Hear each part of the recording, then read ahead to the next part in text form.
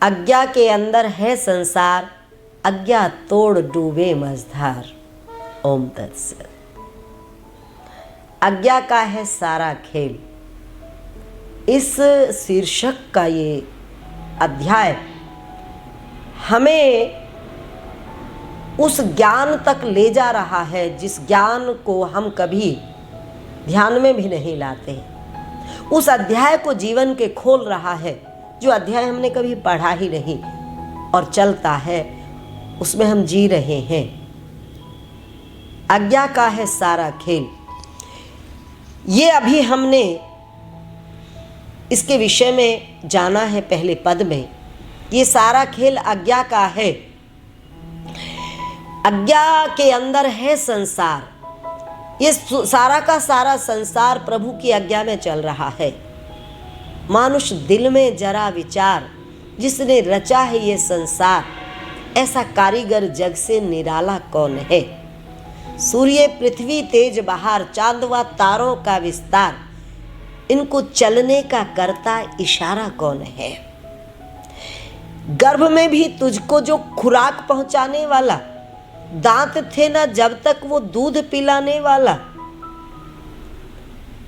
तेरे वास्ते भरे भंडार, जन्म से पहले ही तैयार, ऐसा कारीगर जग से निराला कौन है।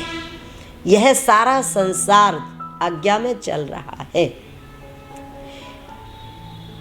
सूर्य, चांद, सितारे, ये धरती, ये सारे के सारे ग्रह कर क्या रहे हैं, इनको कौन चला रहा है।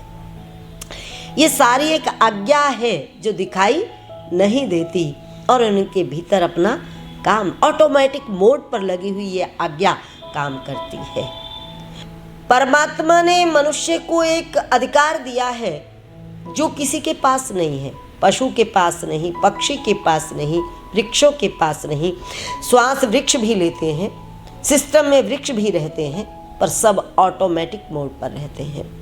मनुष्य है जिसके पास कर्म करने की भी और जिसके पास समझने की, जिसके पास सोचने की क्षमता है। मनुष्य के लिए ही कहा गया है, अगर वो आज्ञा को समझ लेता है तो फिर ठीक, अगर नहीं समझता तो आज्ञा तोड़ डूबे मझधार। क्या आज्ञा है? सबसे पहली आज्ञा है वह है परम पिता की आज्ञा, परमात्मा की आज्ञा। वो कौन सी आज्ञा है? वो आज्ञा है कि उसके साथ जोड़ो ना। आत्मा का परमात्मा के साथ मिलन जब होता है तब ही जीवन श्रेष्ठ होता है, तब ही जीवन में हमारे सुख आता है, आनंद आता है। वरना आज्ञा तोड़ तोड़ के हम यानी संसार को तो अपना बनाते हैं और संसार के बनाने वाले से हम विलग रहते हैं, दूर रहते हैं। तो हम कैसे रहते हैं? दुखी रहते हैं, हम परेशान रहते हैं, हम कष्ट में रहते हैं। आज्ञा तोड़ डूबे मझधार। जो भी हमारे कार्य हैं अगर वो ईश्वरीय नहीं हैं, उनके पीछे ईश्वरीय भाव नहीं है, तो समझो वो आज्ञा में नहीं है। आज्ञा तोड़ डूबे मझधार। आज्ञा तोड़ बनकर जीने वाला व्यक्ति संसार के सुख तो इकट्ठे कर लेगा पर उनको भोगना नहीं आएगा। संसार की वस्तुएं तो जोड़ लेगा पर उन वस्तुओं से सुख उसको प्राप्त नहीं हो पाएगा। वो संसार के लोगों से तो मेलजोल बढ़ा लेगा पर वह अपने भीतर शांति नहीं ला पाएगा। वह बैंक बैलेंस बना लेगा, वह जायदाद बना लेगा, भौतिक संपदा जोड़ लेगा, लेकिन वह भीतर से बेचैन रहेगा, अशांत रहेगा, क्योंकि उसके भीतर जो चेतना है वो परमात्मा से जुड़कर ही असली स्वरूप में आती है।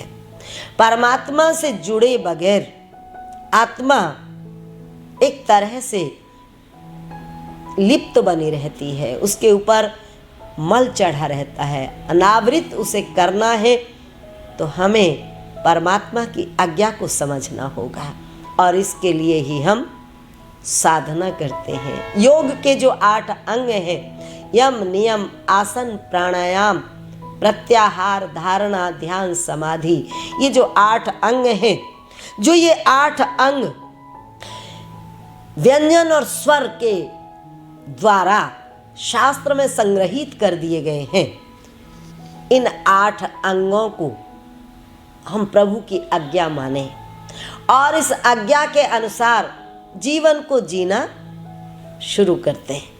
और जैसे जैसे योग के इन 8 अंगों के साथ हम जीना शुरू करेंगे तो जीवन में समृद्धि के साथ सद्बुद्धि आती चली जाएगी, रितरंभरा मिलेगी बुद्धि, बात छूट जाएगी बेहुदी।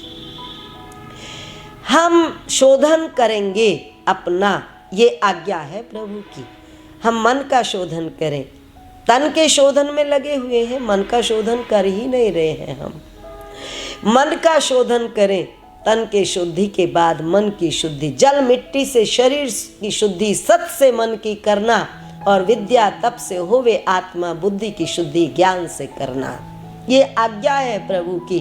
कौन सी आज्ञा है? कि हम यम नियम आसन प्राणायाम, क्या कह रहे हैं गुरुदेव? संसार के सारे रिश्ते पारिवारिक होते हैं, पर एक रिश्ता आध्यात्मिक होता है। अगर हम इस रिश्ते को भी पारिवारिक बना लेते हैं, भौतिक बना लेते हैं, तो हम इससे कुछ प्राप्त कर ही नहीं सकते। और हमारा स्वभाव है, हम इस रिश्ते को भी भौतिक बना लेते हैं, गुरु के रिश्ते को भी भौतिक बना लेते हैं। ये आध्यात्मिक रिश्ता है, ये आपको ठोक पीट कर आपकी खुशाबंदी करेगा, आपको ठोक पीट कर तैयार करता है, उस दिशा में लेकर चलता है।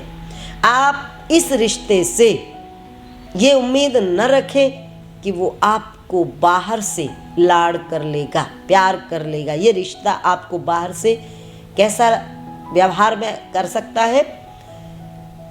गुरु कुम्हार शिष्य कुंभ है, गढ़ गढ़ काढ़े खोट, अंतर हाथ सहार दे भीतर बाहे चोट। ये हमारा निर्माण करते हैं, गुरु हमारा निर्माण करता है। चाहे वो गुरु हम विद्या गुरु ले लें, और विद्या गुरु से बाद में हम जब अपने जीवन को ऊपर उठाना चाहते हैं, जीवन में गुणवत्ता लाना चाहते हैं, तो फिर हम आध्यात्मिक गुरु की शरण में जाते हैं। तो उस गुरु की आज्ञा मानकर जीवन हमारा श्रेष्ठ बनता है, उत्तम बनता है। तो क्या कहा है? आज्ञा के अंदर है संसार और आज्ञा तोड़ डूबे मझधार। जो आज्ञा तोड़ कर जीते हैं वह मझधार में लटके रहते हैं। संसार की तमाम संपदा आज्ञा पालन करके और करा के हमने प्राप्त कर भी ली, परंतु फिर भी हम मझधार में रह जाते हैं, क्योंकि हम प्रभु की आज्ञा नहीं मानते, क्योंकि हम प्रभु के जो संदेशवाहक हैं, महापुरुष हैं, उनकी आज्ञा को नहीं मानते। जो उनकी आज्ञा को मानते हैं उनके विषय में कहा गया है कि आज्ञापाल बड़ा प्रतापी, आज्ञापाल है सबका साथी।